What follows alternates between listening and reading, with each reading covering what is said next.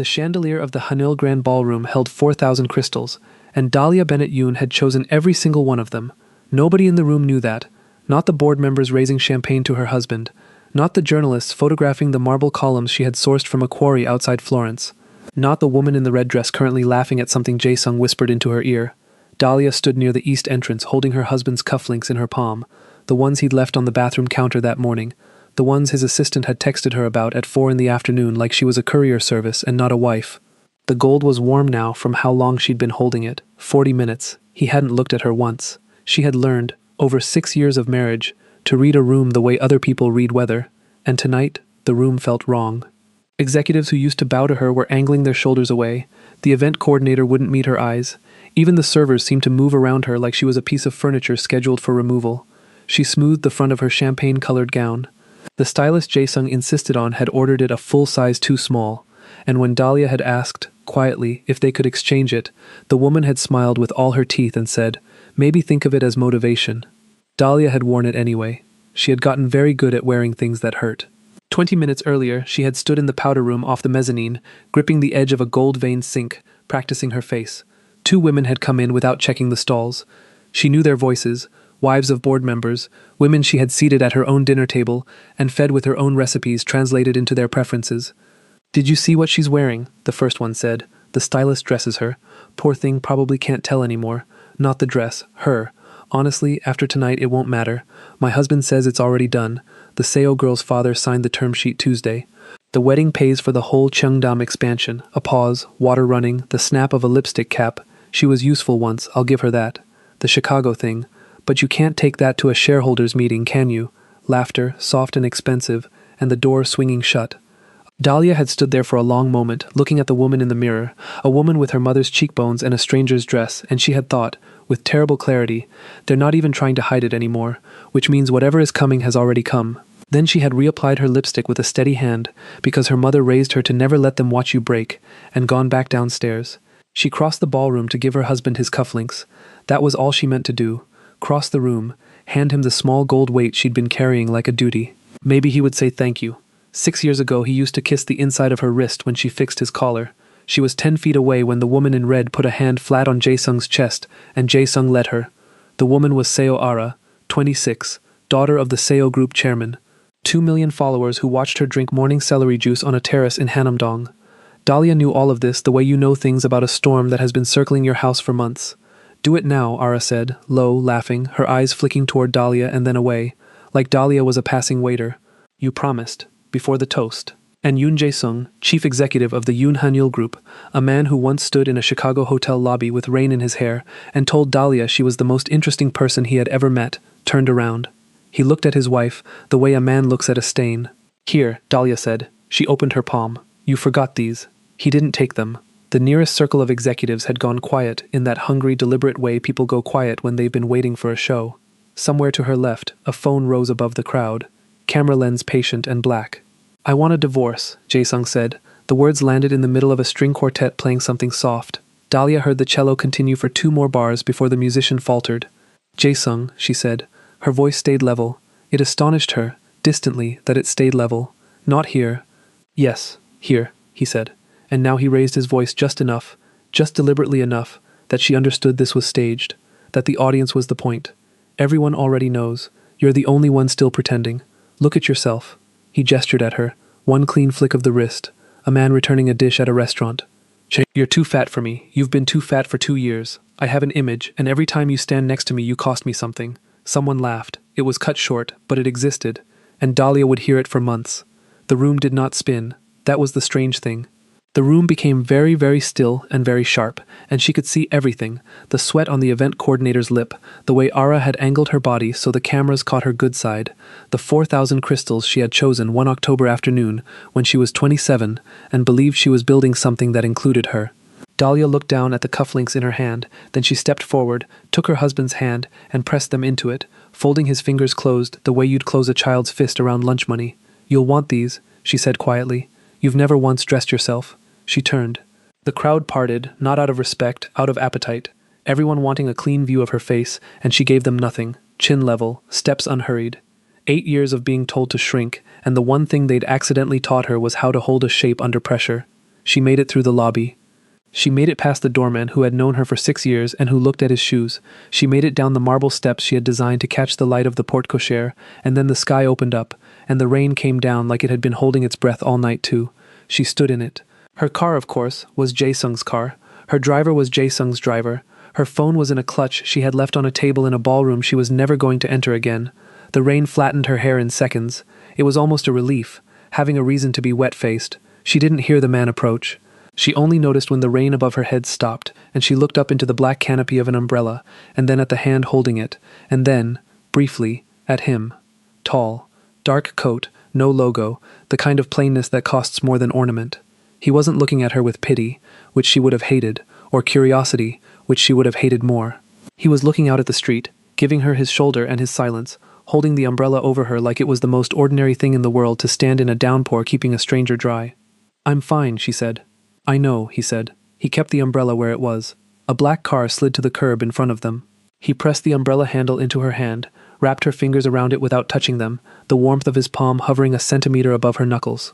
"Take it," he said. "I don't mind the rain." He walked to the car through the wet and was gone before she thought to look at his face properly. She stood alone under a stranger's umbrella outside her own hotel, and that was when her borrowed phone, the clutch, someone had run it out to her, the coordinator, eyes still lowered, buzzed in her hand. A news alert, published 9 minutes ago, before Jae-sung had said a single word to her. Yoon Hanul Seo To Wed So Group Harris in spring. Sources confirm divorce filed 3 weeks ago. 3 weeks. He had filed 3 weeks ago. The gala, the dress one size too small, the cameras, all of it had been a set, and she had walked into it carrying his cufflinks. The rain hammered the umbrella.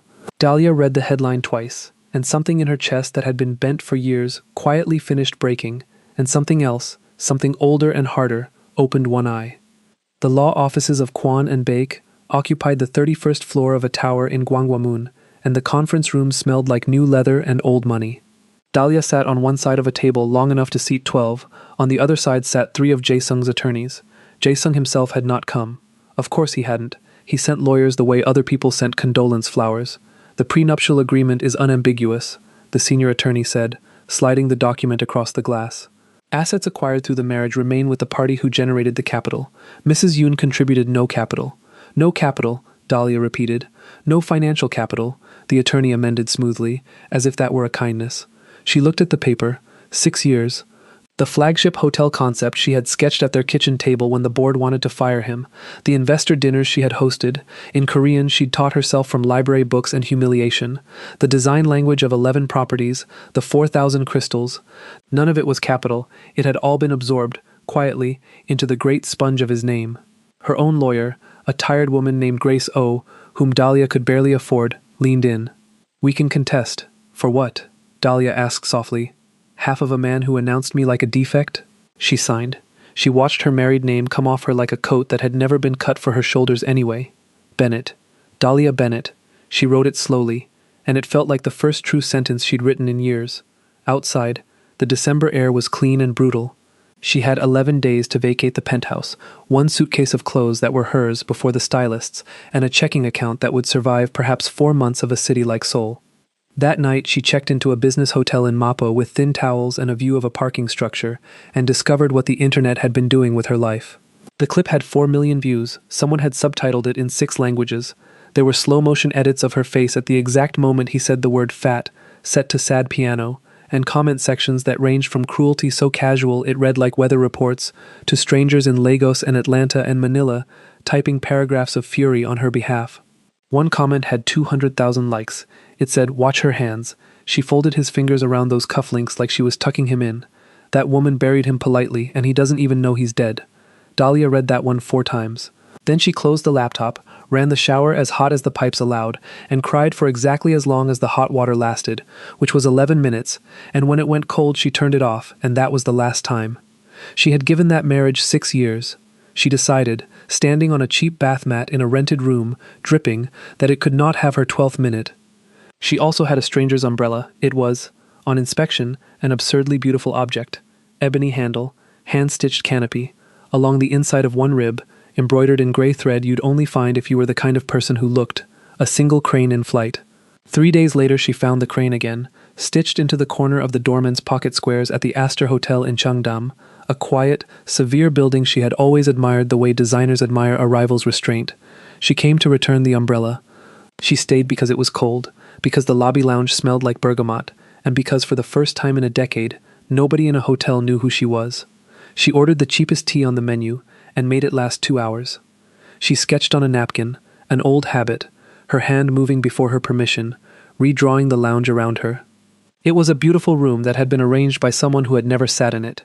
The armchairs faced the entrance like a firing squad. The flower arrangement, white lilies, funeral flowers in half of Asia, blocked the sightline that would have let a guest watch snow fall on the courtyard maple, which was the only honest thing in the room. When the server came, Dahlia nodded at the arrangement. "Could I?" she began, then stopped herself. Old instinct, apologize, shrink, she breathed. Started again. "If you move those lilies half a meter left and swap them for branches, plum or quince, anything with a line to it, this whole corner will finally make sense." And the table wobbles. She had already folded a sugar packet and leveled it without thinking, 10 minutes ago, the way she fixed things, automatically, invisibly. The server blinked, glanced across the lounge at someone, and then, to Dahlia's mild astonishment, moved the lilies. The corner made sense. "You do this often." A voice, low, unhurried, from the next table. "Rearrange rooms that don't belong to you." She turned. He sat with the stillness of a man who never had to fill silence. No phone on the table, only an espresso and a book turned face down. Mid-30s. Not handsome the way magazines meant it, handsome the way architecture was, all load-bearing lines and no decoration. She had the vertiginous feeling she'd seen his shoulders before, in the dark, in the rain, but the thought didn't finish forming. Rooms always belong to whoever's sitting in them, she said. Ownership is just paperwork. Something moved through his eyes, interest, banked quickly, like a man covering a good hand of cards. He looked at the corner she'd corrected. "The staff have walked past those lilies for 2 years, he said. "Staff aren't paid to see, they're paid to not be seen. There's a difference, and it's usually management's fault." She sipped her tea, found it long gone cold, drank it anyway. "Do you work here?" "Something like that," he said. "Then tell whoever chose these armchairs that guests don't want to face the door. People come to hotel lounges to watch and not be watched. Turn everything 15 degrees toward the courtyard and your average table time will go up an hour." She heard herself and almost laughed. "Sorry, I used to do this for a living. Apparently I still do it for free." "Used to," he repeated. Not a question, exactly. He had a way of setting words down gently, like he was placing them on a scale. "Used to," she said, and did not explain, and he did not ask, and there was a whole minute of silence between two strangers that felt, inexplicably, like the most restful minute she had spent in years. She left the umbrella with the concierge, described the man badly, tall, quiet, drinks espresso like it's a discipline, and walked out into the snow. Behind her, in the lounge, the man turned the napkin she'd left behind, the sketch of the corrected room, and looked at it for a long time. His assistant appeared at his shoulder. "Sir, Yoon Hanel Group has formally requested a meeting. Yoon Jae-sung is seeking Mirai Capital's investment for the Cheongdam expansion. He's asking for you personally." Ryu Daehyun folded the napkin once, precisely, and slid it into his breast pocket, behind the space where his pocket square should have been, if he hadn't given his umbrella away 3 nights ago, outside another man's hotel. "Schedule it," he said. The penthouse took 4 days to erase her. Dahlia packed in the mornings when the light through the floor-to-ceiling glass was too honest for self-pity. It was strange, cataloging a marriage by object. Almost nothing in 70 floors of sky was actually hers. The art had been chosen by a consultant. The clothes were costumes for a role called Mrs. Yoon. Even the books had been bought by the meter, spines color-matched to the shelves, and when she pulled her old dog-eared paperbacks from behind them, they looked like stowaways. Mrs. Im found her sitting on the closet floor with a shoebox. The housekeeper was 60 and had a face like a walnut and had been, for 6 years, the only person in the building who asked Dahlia if she had eaten. She sat down on the floor beside her without ceremony, knees cracking. "Chicago," Mrs. Im said, nodding at the box. "Chicago," Dahlia agreed. Inside, a scholarship medal from a design school she'd attended on grants and night shifts. A photograph of her mother, Ruthie Bennett, standing in front of the Southside hair salon she'd run for 31 years, one hand on her hip, laughing at whoever held the camera. A brooch shaped like a magnolia, costume gold, her mother's Sunday brooch, worth $11 and everything. She met Jae-sung when she was 25, at the opening of a hotel she'd worked on as the most junior designer on the team, the one they let attend because someone cancelled. He was 30, running his father's smallest overseas property into the ground, drowning and hiding it beautifully. He'd found her at the edge of the party, sketching the lobby on a cocktail napkin, and instead of a pickup line he'd asked, "What would you change?" And she had told him the truth for 45 minutes, and he had listened like her mind was a country he wanted to live in. For 2 years, it was real. She believed that even now, and hated that she believed it. He faxed her sketches at midnight. He flew to Chicago 11 times in 14 months. When his father's board tried to shut down the Chicago property, it was her redesign, her concept of quiet luxury, warm minimalism, a decade before the industry caught up, that turned the numbers. He proposed in the finished lobby. He said, "Build the rest of it with me." What he meant, she understood much later, was build the rest of it for me. Soul swallowed her by degrees. First the name. Hers was hard for the board to pronounce, so she became simply Mrs. Yoon. Then the work, just until the company stabilizes, he said, and the stabilizing never ended, and somewhere in there, her design career became his design instinct, her sketches redrawn by his staff architects, her fingerprints wiped from every surface at the level of the press release. Then her body became a corporate asset to be managed. A nutritionist appeared in her kitchen like a haunting, whispered comments at dinners. In Korean they assumed she didn't understand, and later, when they knew she understood, said anyway. She missed her mother's last year because there was always a gala, always an opening. She made it to Chicago for the funeral and stood at the grave alone, jet-lagged, in designer black chosen by a stylist, and Jae-sung had texted, "Condolences," and then, in the same message, "The Beijing investors moved to Thursday. Need you back." She had flown back Thursday. That was the thing she could not forgive herself. Not his cruelty, her obedience. At the funeral, her mother's church had been full. Women Ruthie had done hair for over 3 decades, came in their Sunday best, and one of them, Miss Odette, 80 years old, had held Dahlia's face in both hands at the repast and said, "Your mama showed me your picture every single week." Every week, baby. The magazine ones, the hotel ones. She'd tell anybody who sat in her chair, "My daughter builds palaces." Miss Odette's thumbs had wiped tears Dahlia hadn't felt fall. She kept a folder, baby. Under the register. You go look. Dahlia had looked. Under the salon register, in a manila folder soft with handling, her mother had kept every clipping that mentioned the Chicago hotel, every one, and in each article where the design was credited to Yoon Hanul Group's visionary leadership, her mother had drawn a neat ballpoint arrow pointing at nothing, at the white space beside the words, and written the same thing in the margin, every time. "That's Dahlia's. That's Dahlia's. That's Dahlia's. That's Dahlia's." 14 articles, 14 arrows. A 62-year-old hairdresser on the south side of Chicago, quietly correcting the international press with a ballpoint pen, keeping the truth alive under a cash register like contraband. She had taken the folder back to Seoul and hidden it with the portfolio, and told herself it was sentiment. It was not sentiment, it was evidence. Her mother had known exactly what she was doing. Her mother had been building a case. Mrs. Im touched the magnolia brooch with one finger. "Your mother made things too?" "She made women beautiful," Dahlia said. 31 years. She used to say, "I don't change anybody, baby, I just turn the lights on." Mrs. Im nodded slowly, as if this were scripture. Then she stood, went to the service closet, and came back dragging a long flat portfolio case, dust-furred, wedged for years behind winter linens where Dahlia had hidden it from her own longing. "You take this," Mrs. Im said. It was an order. Dahlia unzipped it on the closet floor. Her drawings, her originals, the ones from the kitchen table years, and on top, in a plastic sleeve, a full concept set she had forgotten she'd kept. The Hanul Grand, the flagship, the ballroom, the marble, the light studies for the porte cochere steps, the chandelier, 4,000 crystals annotated in her handwriting. Dated 14 months before the hotel broke ground. Signed, in the confident hand of a woman who still existed somewhere, D. Bennett. The building Jae-sung called his masterpiece in every interview, the one he'd humiliated her inside. Dahlia sat very still on the floor of a closet in the sky, holding the proof of her own erasure, and the strangest feeling rose in her. Not rage, not yet. Something quieter and more dangerous. Recognition.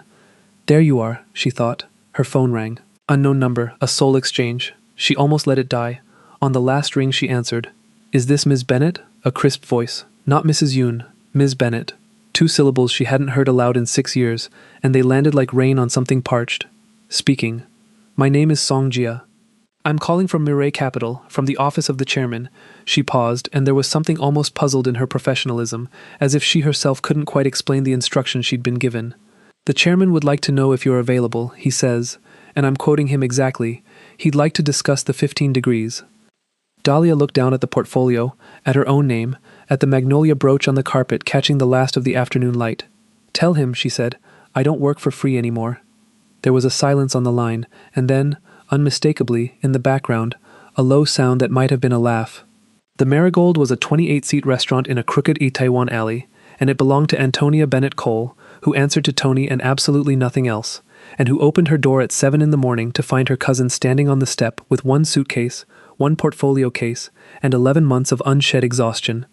Tony looked at the suitcase. She looked at Dahlia. Then she stepped aside and said, "I've had the second bedroom ready since October, because I watched the news, and I made oxtail yesterday, and if you apologize for anything in the next 72 hours, I will put you back out in the street." Dahlia laughed for the first time in 19 days, and the laugh turned into something else halfway through, and Tony held her in the doorway until it finished, patting her back with a spatula still in one hand, saying, "There it is. Let it out. That man has a forehead like a rental car anyway." Tony had come to Seoul 4 years earlier, chasing a Korean grandmother's recipes and a divorce of her own, and she'd built the Marigold out of stubbornness and short ribs. The apartment upstairs smelled permanently of toasted sesame and cornbread, an impossible, wonderful collision, and Dahlia slept her first real night of sleep in a bed under a window that looked at a wall, and it was the best view she'd had in years, because nobody was looking back. Healing did not arrive like a montage. It arrived like a job. It looked like Tony dragging her to the Han River at 6 in the morning 3 days a week, because Tony walked fast and grieved loud and believed cardio was cheaper than lawyers. It looked like a therapist in Yongsan named Dr. Cho who let Dahlia sit in silence for whole minutes and once said, quietly, "You keep describing yourself as what you did for other people, and I'm going to sit here until you tell me one thing you are." And Dahlia had opened her mouth to say a wife, then a designer, and finally, in a voice she barely recognized, said, "Hungry," and Dr. Cho had smiled and said, "Good, we can work with hungry." It looked like eating Tony's food without translating it into numbers first. Her body changed that year the way a house changes when someone finally lives in it, not renovated for viewing, inhabited, walked strong, fed properly, slept deep. She got stronger on the river path. Her face lost the tightness of a woman perpetually braced. Whatever the scale said became, for the first time since Seoul, none of anyone's business, including hers. And it looked like work. The Marigold's dining room was Tony's cooking wearing a bad outfit, and one dead Tuesday in February Dahlia stood in the middle of it, chewing her thumbnail, and said, "Let me fix it. Just this one room. I can't pay you, cousin. Feed me and give me the walls." She did it for almost nothing, with reclaimed wood and second-hand brass and one perfect deep green paint she mixed herself, curved the banquettes so strangers ended up talking, hid the lighting so every woman in the room looked like a memory someone would kill to get back. She hand-lettered the menus. She put her mother's magnolia, cast in plaster, small, unexplained, above the kitchen door. A food blogger came in March. Then a design account with 1 million followers posted the green corner with the caption, "Whoever did this room understands loneliness." And by June there was a wait list, and the wait list had a wait list, and taped inside the register, where customers couldn't see it, Tony kept a printout of the post with a ballpoint arrow pointing at the corner, and the words, "That's Dahlia's." Dahlia found it in July and had to stand in the kitchen with her hand over her mouth for a while. Studio Dahlia existed by August, one rented desk, one assistant, a business license she framed and hung crooked on purpose, because it made her happy. Small jobs first, a bookshop, a dentist who cried at the reveal, a boutique hotel in Buamdong with 9 rooms and no budget that ended up in a magazine anyway. And on Thursdays, there was the man. He came alone, always the corner two-top, always ordered by asking Tony, "What should I want tonight?" which delighted Tony into a state approaching matrimony. He tipped like a rumor. He read actual books. Twice Dahlia caught herself watching the line of his shoulders and thought, distantly, that he reminded her of someone, of rain, of a lobby, and lost the thread when the kitchen bell rang. The first time he came, in April, it had rained, and he had arrived without an umbrella, which struck Dahlia as odd for a man whose coat cost more than the restaurant's monthly rent, odd in a way she couldn't name, like a joke she was standing inside of. Tony had seated him at the corner two-top because it was the only table left, and he had looked around the green room slowly, at the curved banquettes, the hidden light, the plaster magnolia over the kitchen door, with an attention that wasn't a customer's attention. It was closer to the way people stand in front of paintings of home. "Who did this room?" he'd asked Tony. "My cousin," Tony said, loud enough to be heard in the kitchen, because Tony missed no opportunity. "She's a genius, and she's single." "Tony," the kitchen said. The man had smiled down at his menu, a small private event, and ordered by surrender, and stayed 2.5 hours, and left a tip that made Tony sit down. And he had come back every Thursday since, through spring and the hot barrel of summer, and he never once asked for Dahlia, never angled for an introduction, never did any of the things men did.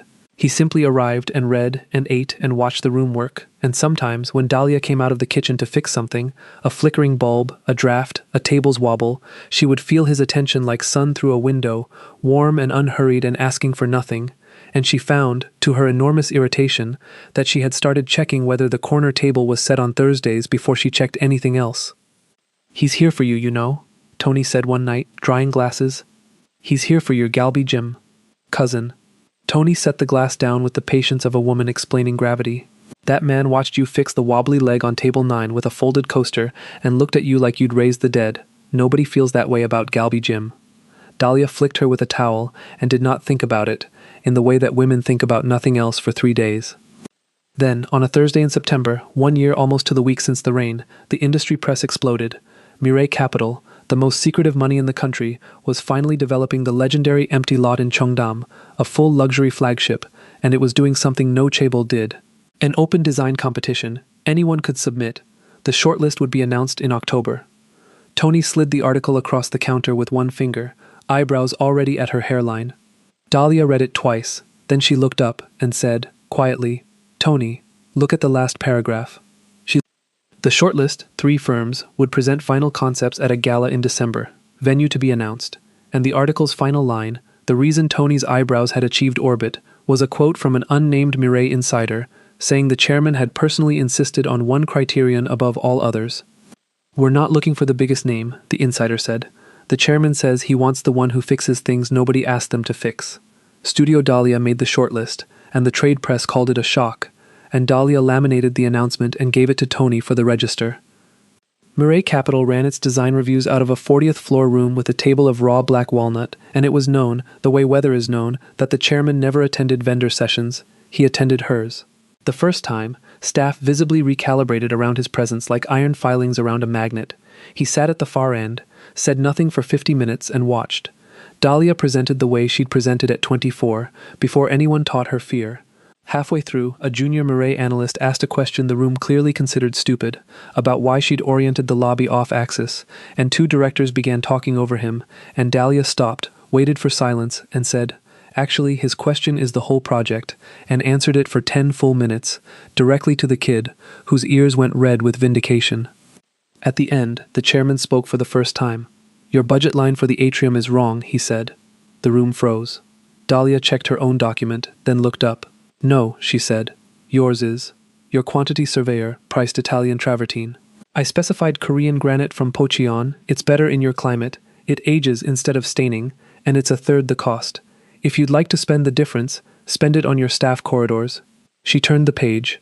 "Your people spend 11 hours a day in the back of house. In my building, the back of house gets windows." Nobody breathed.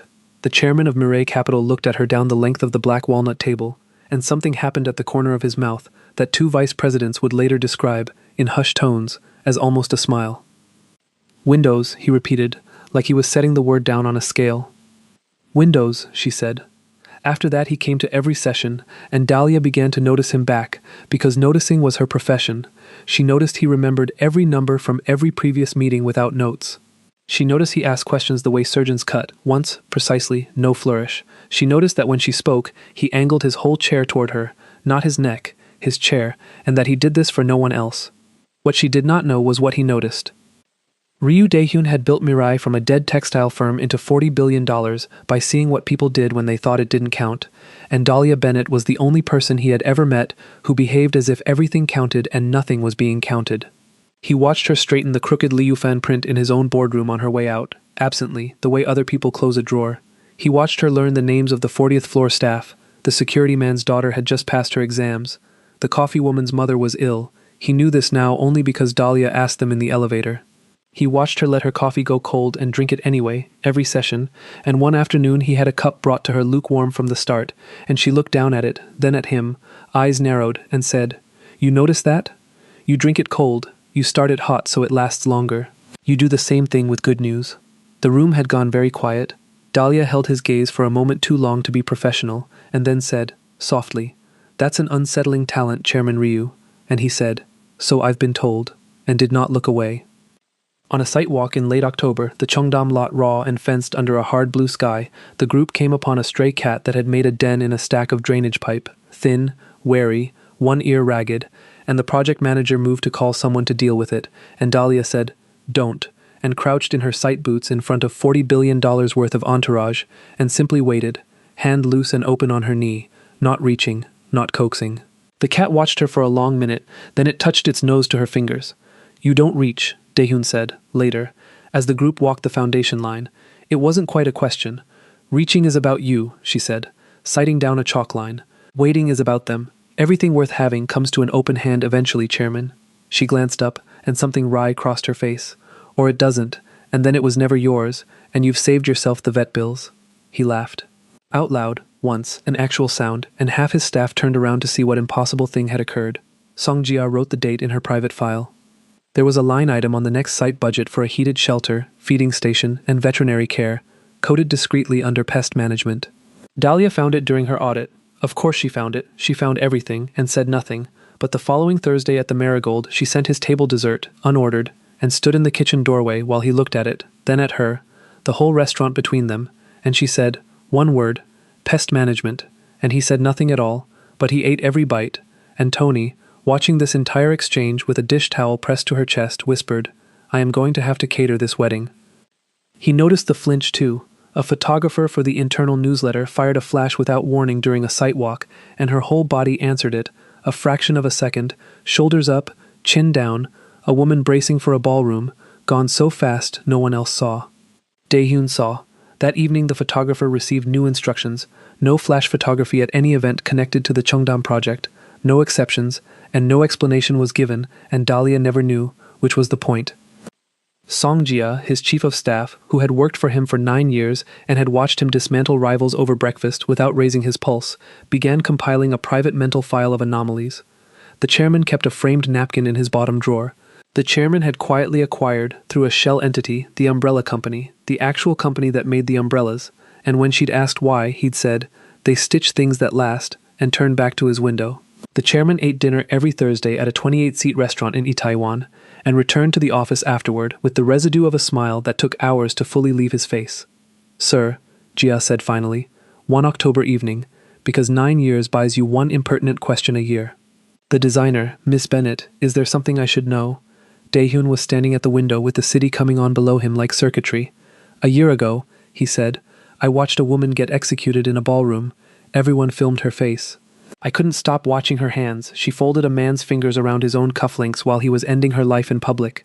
She was kinder to him in that moment than anyone has ever been to me at my best." He turned from the window. Then she stood in the rain like it was hers. Like the rain belonged to her and everyone else was borrowing it. Jia waited. "I have spent 1 year," Daehyun said, "making sure that nothing I did could touch her, because she was rebuilding and it had to be hers. The competition is real. The shortlist was blind. She earned every step, or I'd have burned the file myself." He picked up his coat. "But she's about to walk back into that ballroom, Jia. The venue bid came in this morning. The gala hosts want the Hanul Grand." Jia's pen stopped moving. "Sir, we could change the venue." "I could," he said. He was quiet a moment. "But she designed that room. Every crystal. It's the largest thing that was ever stolen from her." He shrugged into his coat, and his voice, when it came, had something underneath it that Jia had never heard in 9 years. Something banked and burning. "I don't want to protect her from that room," he said. "I want to stand at the door while she takes it back." The invitation specified the Hanul Grand Ballroom, and Dahlia read it standing in the Marigold kitchen, and set it down on the steel counter, and said, "Huh," in a voice that made Tony put down her knife. They sat up until 2 in the morning, and Tony said all the necessary things. "You don't have to go, you can present remotely, I will burn it down." But Dahlia sat with her hands around a mug of barley tea, looking at something in the middle distance, and finally said, "You know what I keep thinking? I keep thinking about the chandelier. 4,000 crystals, Tony. I chose them when I was 27. I was so happy that day. He doesn't even know they're mine. Nobody in that room will know the room is mine." She looked up. "Except me. And that used to be the tragedy. And I sat here just now and realized it's the weapon. I'm going to walk into the most expensive thing that man ever stole from me, and I'm going to win a bigger one, under his own ceiling." Tony looked at her cousin for a long moment. Then she stood, went to the walk-in, and came back with a bottle of champagne she'd been saving for a wedding neither of them mentioned, and said, "Okay. But we are going shopping, and this time the dress fits you, and this time you choose it."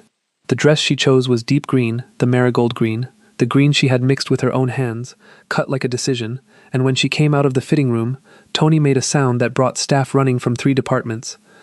2 days before the gala, her phone rang. Song Jia, but not with logistics. The chairman would like to know, Jia said, in the carefully neutral tone of a woman reading from a script she'd been made to swear not to edit, whether you would do him the honor of arriving as his guest. He instructs me to clarify.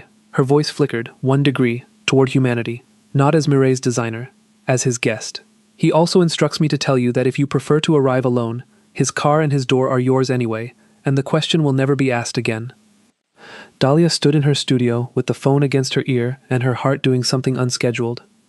Tell him, she said. I've walked into that ballroom alone before. Tell him I know exactly how it feels. She looked at the green dress hanging on the door. This time I'd like to know how the other thing feels. The evening of the gala, Tony did her hair. They didn't talk about why it mattered, that it be Tony's hands and no one else's. Dahlia sat in the good chair by the window above the restaurant, and Tony worked in silence for a while, which for Tony was a love language requiring enormous effort, and the smell of the products was the smell of being 9 years old on a Saturday in her mother's salon, and at some point Dahlia's eyes closed.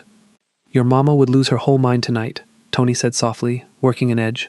You know that, right? She'd have the church bus outside that ballroom. She'd tell me not to squint at people, Dahlia said. Even the ones who deserve it. She'd tell you, Tony said, and her voice did the thing it did when she was smuggling something serious inside something light, that she didn't change anybody, she just turned the lights on. Tony met her eyes in the mirror and held them. Go turn the lights on, baby. Downstairs, at 7, a car arrived that was somehow quieter than the street around it, and the driver held the door, and on the seat, waiting, lay a single object. Her umbrella, the one she'd left with the Astor concierge a year ago, ebony handle, 1 gray crane in flight, and looped around the handle, a plain card with 4 words in a spare upright hand. You'll want this back.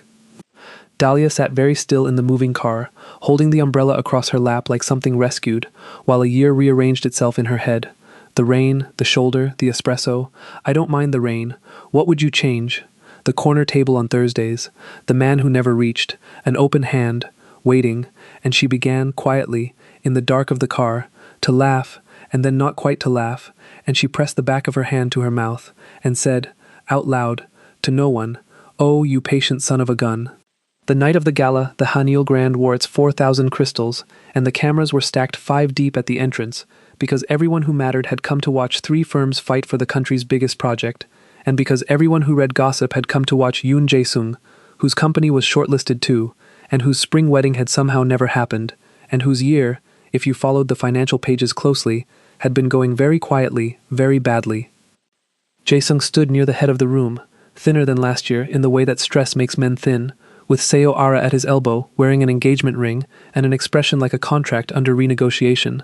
He was mid-sentence with 2 board members when the doors opened and the sound of the room changed. He turned, the way everyone turned. Dahlia Bennett came into the ballroom she had built like the architect returning to the site, unhurried, chin level, green silk moving like deep water, 1 year of Dawn Rivers and oxtail and sleep and dignity, walking on her own 2 feet under her own chandelier, and the crowd did the math out loud, in 100 whispers. That's her. That's the wife. My God, look at her. Jae-sung looked. He looked the way a man looks at a door he threw away, standing in someone else's wall, open onto a garden.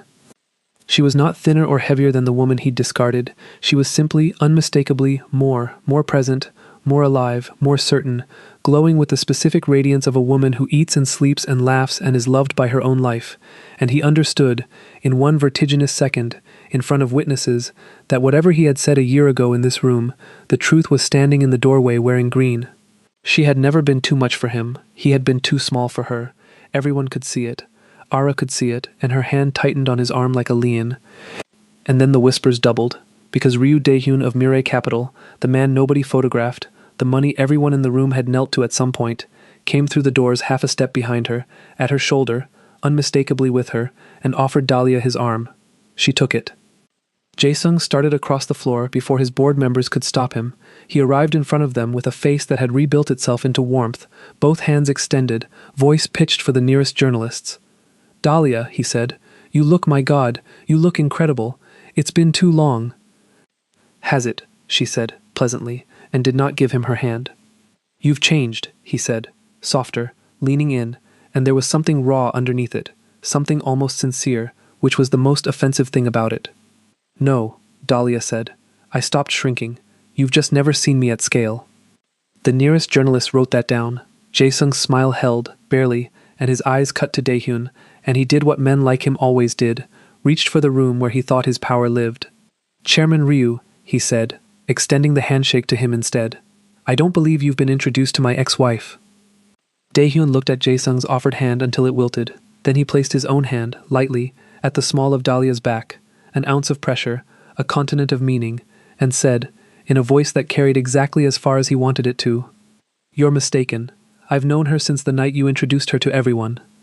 It took Jae-sung 3 full seconds to understand, and the color that left his face went nowhere good. Somewhere behind them, a phone camera clicked, and Ara's voice, low and shaking, said, Jae-sung, what does that mean? What night? And the string quartet, God help them, began to play. The story broke at 6 in the morning, which told Dahlia everything about who had placed it, because 6 a.m. was when Jae-sung's PR firm had always fed the wires. American designer accused of stealing Yoon Hanul concepts. Sources allege a shortlisted firm built on appropriated work. The article was a masterpiece of the genre, no named sources, no documents, just insinuation arranged like evidence. During her marriage, it murmured, Ms. Bennett had enjoyed privileged access to Yoon Hanul's proprietary design language. Industry observers noted similarities.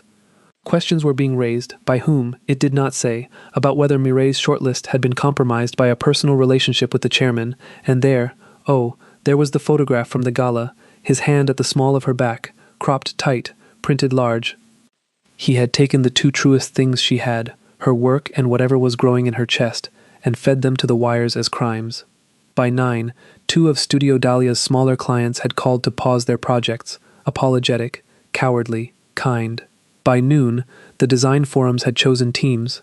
By 2, a Mireille board member was quoted, anonymously, wondering aloud whether the competition should be rerun in the interest of optics.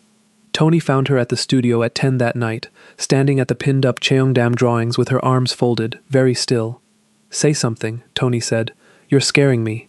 Scream, throw a stapler. He knows it's true, Dahlia said quietly. That's the genius of it. He knows I have the originals, so he accused me first. Now if I show them, I'm not a woman with proof. I'm a bitter ex making counterclaims with stolen documents. She laughed, one breath of it, with no humor in it at all. He got there first, Tony. Truth doesn't matter if you're second. The confrontation with Ara happened the next afternoon, in the marble ladies' room of the Simone Loro boutique in Cheongdam, of all the stupid places, where Dahlia had gone to return a coat, and Ara had followed her in like it was choreography.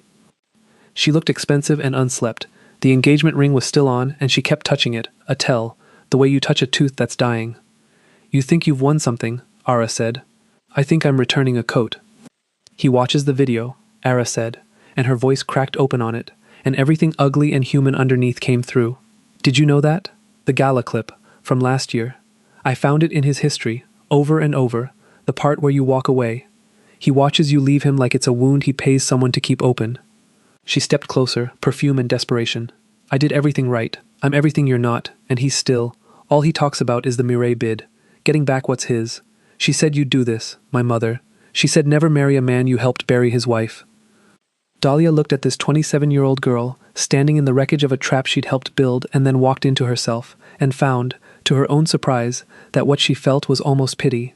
Ara, she said, gently, listen to me, because nobody else will say it to you. You didn't take my place.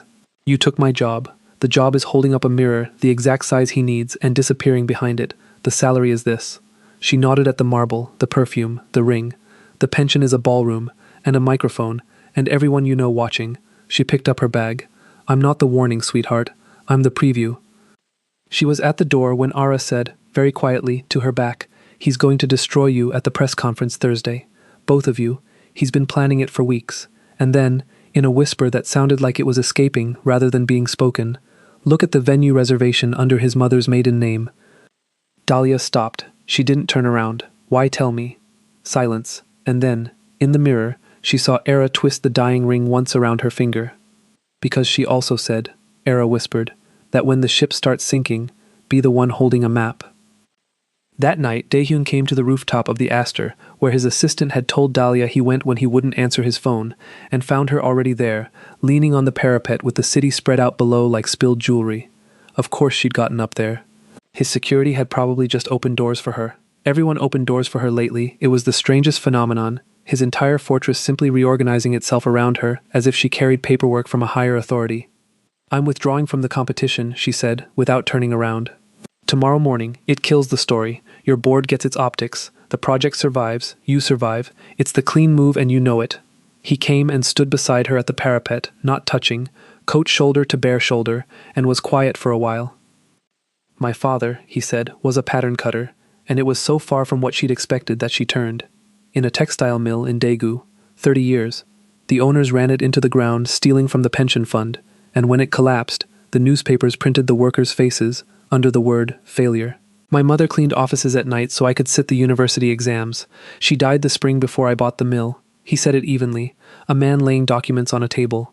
I bought it first, before anything else, when it made no financial sense, because I needed to own the place that broke him. Everyone calls it the foundation of an empire. It's a grave I happen to operate. The city hummed below them. Dahlia waited, open-handed. I know exactly what it costs, he said, to watch someone be erased politely, in public, by people with better lawyers. I watched it done to my father by men whose names are on university buildings now, and then last year I stood in a lobby and watched it happen to you in real time, in a room you built, and I have never in my life wanted so badly to burn something down. He turned to face her, and the control in his voice didn't slip, which somehow made it worse, made it bigger. You will not withdraw. Not to protect me, not to protect Mireille. I did not wait a year, and eat 40 Thursday dinners alone like a monk, and buy an umbrella company, Dahlia, to watch you hand him your name twice. The wind moved between them. She looked up at him, at this vast, patient, ridiculous man, and heard her own voice come out low. You bought the umbrella company. They stitch things that last, he said. Her hand found his lapel, not pulling, just resting, the way you touch something to make sure it's real, and his came up and covered it, engulfed it, and his forehead lowered until it nearly touched hers, close enough that when he spoke she felt it more than heard it. Be careful what you start, she whispered. I started this a year ago, he said. In the rain. You're only just catching up. Her phone rang. She would have let it die. She was done letting phones govern her life, but the screen said a name that made her step back and answer, breath unsteady. Mrs. Im, whom she had not heard from in 13 months. The old woman's voice was low and fast, the voice of someone calling from inside a house she was afraid of. He's shredding, Mrs. Im said. Tonight, in the home office, the old files, the Chicago years. But he doesn't know, child. Listen to me. He never knew. All these years I kept the household courier logs. Every envelope you ever sent from that kitchen table, every date, every drawing that boy signed his name over, logged in and stamped, because a good house keeps records. 60 years I've kept books for rich men. I know exactly what they forget the help can see. A pause, and a sound like a smile breaking on an old face. Come get your receipts, Mrs. Yoon. It's Bennett, Dahlia said, and her eyes were stinging, and across the rooftop Daehyun was already holding the door. Mrs. Im laughed softly. It always was, she said. The press conference had been called by Yoon Hanyul Group for 11 a.m. Thursday, and no one who understood the man was surprised, the Hanyul Grand Ballroom, under the 4,000 crystals, because Jae-sung had a killer's instinct for symbolism and a dead man's blindness to whom the symbols actually belonged. He opened alone at the podium, somber, presidential, regretful. He spoke of intellectual property as sacred trust. He spoke of painful personal history he had hoped never to revisit. He was 6 minutes into a sentence about being reluctantly compelled to protect his company's legacy when the doors at the back of the ballroom opened. She wore charcoal, work clothes, the clothes of a woman on a job site, and she came down the center aisle with a portfolio case in one hand and Song Jia flanking her with a document box, and the room's 200 journalists turned like a field of antennae. Jae-sung's voice stopped. At the side of the room, unannounced, unphotographed until this exact moment, Ryu Daehyun stepped out of the shadow of a marble column he had personally approved the invoice for, and stood, hands folded, watching, and every camera in the room understood the geometry instantly and began to feed. Dahlia reached the front row and stopped, and looked up at her ex-husband at his podium, and her voice, when it came, was even and clear and carried to the chandelier. You called this press conference about stolen design work, she said. I agree it should be discussed. May I? What followed took 11 minutes, and clips of it would eventually be watched, in aggregate, over 300 million times. She laid the originals on the press table one by one, and the cameras crawled over them live. The Hanyul Grand Concept Set, dated 14 months before groundbreaking, signed D. Bennett. The lighting studies for the steps outside, in her hand, the chandelier specification, 4,000 crystals, her annotations in the margins, and she looked up, briefly, at the actual chandelier blazing above the actual room, and 200 journalists looked up with her, and the entire building became her exhibit. Then the courier logs. Mrs. Im had brought them personally, and sat in the second row in her church coat to see it done. 60 years of household bookkeeping, every envelope from the kitchen table to the corporate design office, dated, stamped, initialed by the same staff architects whose names now sat under Jae-sung's on 11 patents. Then, last, a manila folder, soft with handling, and Dahlia's voice moved for the first time, a fraction. "My mother ran a hair salon in Chicago for 31 years, she said. She kept every article about the hotel my husband's company said he designed. She wrote the truth in the margin of every single one, 14 times, in ballpoint pen, because it was all she had. She died believing no one would ever read it." Dahlia set the folder down, open, the arrows visible. "That's Dahlia's, and the photographers descended on an old woman's handwriting, like it was a signing treaty, and somewhere in the second row, Mrs. Im pressed a handkerchief to her mouth, and in row 5, a reporter from a wire service was crying openly while she typed. "I'm not here for his company," Dahlia said finally. "I'm not suing for the buildings. He can keep the buildings. They were never the point. And honestly, and here, for one devastating second, a year of Tony's kitchen flickered at the corner of her mouth. The maintenance costs are brutal." Laughter, shocked and grateful, rippled the room, and broke something open in it. "I came for the record. My name is Dahlia Bennett. I designed this room when I was 27 years old. He knew it every day of our marriage, and he knew it last year when he stood under my chandelier and told the world I had contributed nothing but embarrassment." She closed the portfolio. "The work was mine, the years were mine, the name is mine. As of today I have all 3 back, and he is welcome, at last, to everything that was actually his." She stepped back from the table. And Jae-sung, white-knuckled at his podium, cornered, bleeding, chose that moment to prove that character is destiny, leaned into his microphone and said, "Horse, she's lying. She was nothing when I found her. She was a fat little intern from the South Side and I made her." The word landed in the silence, like something dropped from the ceiling. 200 journalists held their breath, and Ryu Daehyun walked, without hurry, across the front of the ballroom, past the press table, and stood beside Dahlia Bennett, facing her ex-husband, and delivered, at conversational volume, in the acoustics she had designed, the only public statement anyone had heard him make in 9 years. "You found a genius," he said, "and you spent 6 years trying to make her small enough to fit inside your opinion of yourself. It didn't work. Look at this room." He didn't gesture. He didn't need to. Everyone was already looking. "It never once fit you." He turned to the cameras, unhurried. Mireille Capital's competition concluded this morning. The Cheongdam flagship will be designed by Studio Dahlia, whose principal owns, among other things, the finest unpaid design portfolio in this country's history. We are also, as of 9 a.m., no longer reviewing any investment in Yoon Hanil Group, and I'd encourage the gentlemen from the Seo Group in the third row to check their messages. The gentlemen from the Seo Group were already standing. So, in the corner of every frame was Ara, who looked at Jae-sung for a long moment at his podium, then took off the ring, set it on the press table next to the courier logs, quietly, like the last document in evidence, and walked up the center aisle and out of the ballroom, and the doors closing behind her echoed under the crystals for what felt like a very long time. The board of Yoon Hanil Group announced its leadership transition 11 days later. Nobody was surprised. The market had already decided, the way rooms decide, the way that room had decided. In the 11 minutes it took a discarded wife to lay her receipts on a table under her own light.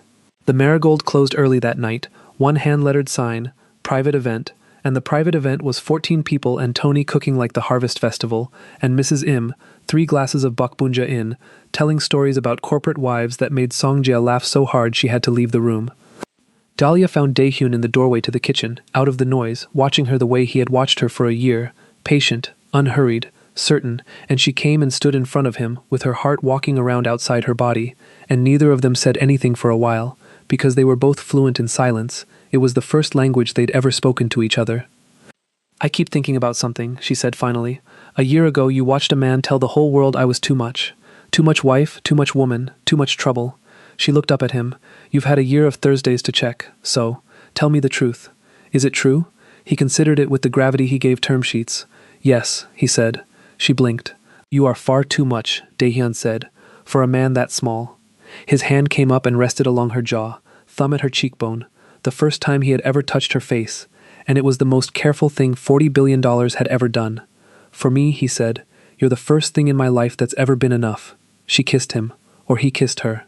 14 witnesses would dispute it forever, and Tony would testify at every retelling that she saw it coming in April, and somewhere in the noise and light of a 28-seat restaurant in a crooked alley, under a plaster magnolia, a woman who had once stood alone in the rain outside her own life, stood exactly, precisely inside it, chosen, seen, home. The Astor Cheongdam opened 20 months later, on a spring evening, to reviews that used the word masterpiece with unprofessional frequency.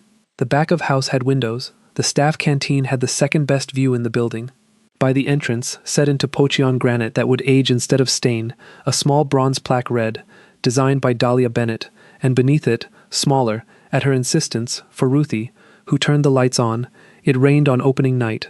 Of course it rained. They stood at the top of the steps she had designed to catch the light, watching guests stream in below, and Daehyun opened the umbrella, ebony handle, one gray crane in flight, and held it over them both, and Dahlia leaned into his shoulder and watched the rain come down on everything she had built and everything she had survived, and smiled. "You know," she said, "I never did thank you for this umbrella. You kept it," he said. "That was the thank you." She laughed, and the sound went down the steps and into the light.